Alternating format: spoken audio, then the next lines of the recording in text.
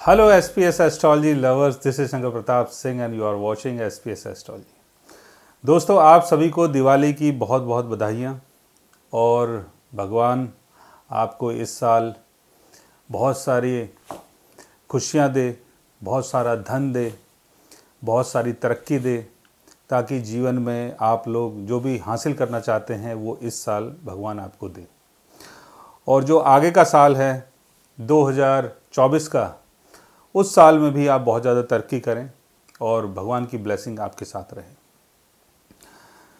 तो आज का जो हमारा टॉपिक है वो आधारित है कि हम अपने ग्रहों को कैसे मजबूती दें।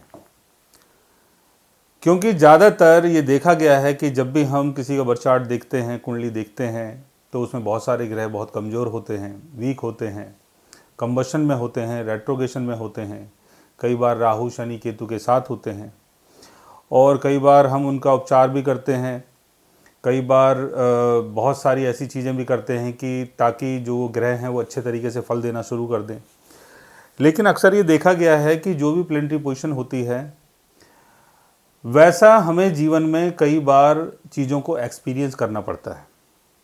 यानी ज़्यादातर लोगों को ये पता नहीं है कि हम अपने ग्रहों को कैसे मजबूती दें। देखिए, ग्रहों को अगर मजबूत करना है, मजबूत करने का मतलब ये हुआ कि तब ग्रह आपके फेवर में आ सके। मतलब कोई प्लेनेट है, अगर आपके बर्थ चार्ट में कहीं भी बैठा हुआ है, उसकी दशा चल रही है लेकिन उससे बेनिफिट आपको नहीं मिल रहा है। ग्रहों को मजबूती देने का मतलब ये हुआ कि वो आपको बेनिफिट देना स्टार्ट करे, यानी वो आपके लिए काम करना स्टार्ट करे। ग्रहों को मजबूत करने के 3 तरीके हैं। एक तो रत्न उपचार हो गया, दूसरा मंत्र उपचार हो गया और तीसरा दान उपचार हो गया। ये 3 तरीके हैं जिन 3 तरीकों के थ्रू आप अपने ग्रहों को मजबूत कर सकते हैं।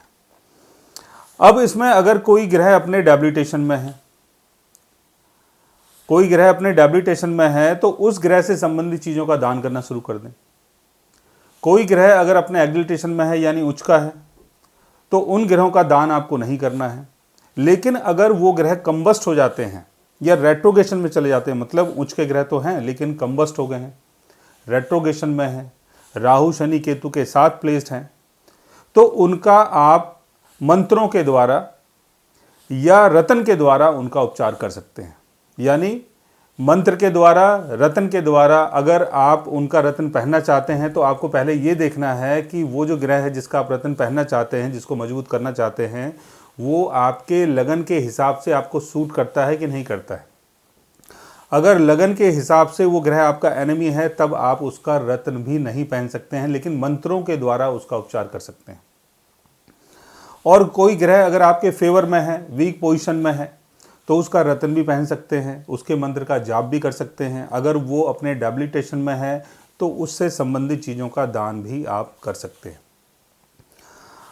अब एग्जाम्पल के तौर पे कोई प्लेनेट आपके 10th हाउस में है आपके लिए बहुत ज़्यादा फेवरेबल है।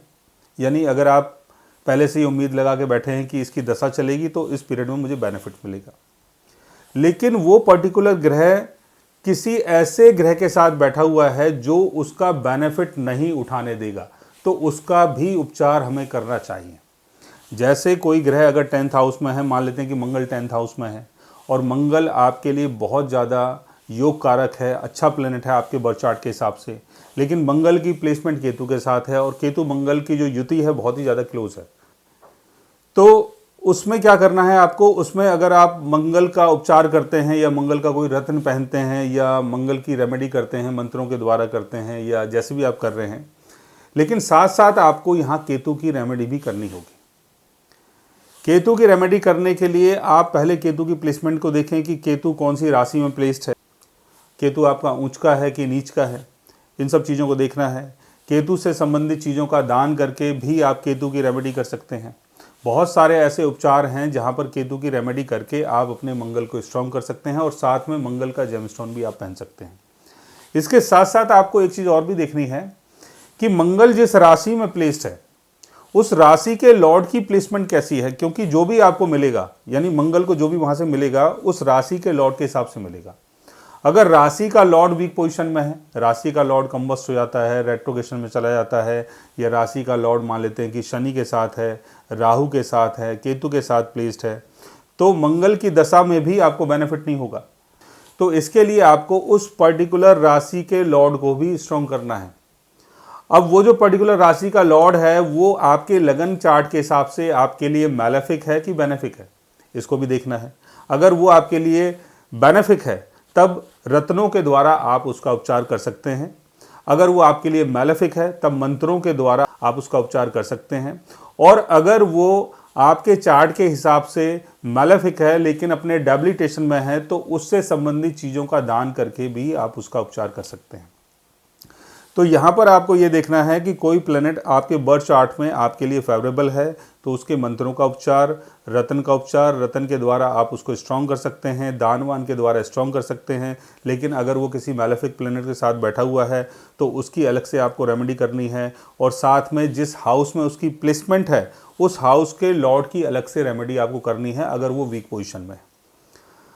और आपको एक दो चीज़ें और भी देखनी है कि कहीं किसी मैलेफिक प्लेनेट का कोई एस्पेक्ट उस पर्टिकुलर प्लेनेट के ऊपर तो नहीं है जिसकी दशा चलने वाली है, यानी जिससे आपको बेनिफिट मिलने वाला है। तो अगर ऐसा कुछ होता है कि किसी की दृष्टि उसके ऊपर पड़ रही है तो जिस ग्रह की दृष्टि उसके ऊपर पड़ रही है अगर वो ग्रह मैलेफिक है तो उसकी भी अलग से आपको रेमेडी करनी चाहिए। तो इस तरीके से आप अपने प्लैनेट्स को बहुत स्ट्रॉन्ग कर सकते हैं और जब भी उसकी दशा चलेगी आपको उसका बेनिफिट मिल सकता है। सो गाइज, आज मैंने आपको बताया कि आप अपने ग्रहों को कैसे मजबूती दे सकते हैं। अगर आप भी जानना चाहते हैं अपने ग्रहों के बारे में या अपने बर्थ चार्ट के बारे में तो उसके लिए आप हमारे चैनल को सब्सक्राइब कर सकते हैं। और अगर आप हमसे बात करना चाहें, कंसल्ट करना चाहें, पर्सनली हमसे मिलना चाहें तो आप हमारी वेबसाइट के थ्रू, हमारे ऐप के थ्रू हमसे मिल भी सकते हैं, बात भी कर सकते हैं, और गाइज आप हमसे कंसल्ट भी कर सकते हैं। So guys, take care, love you all and good bye.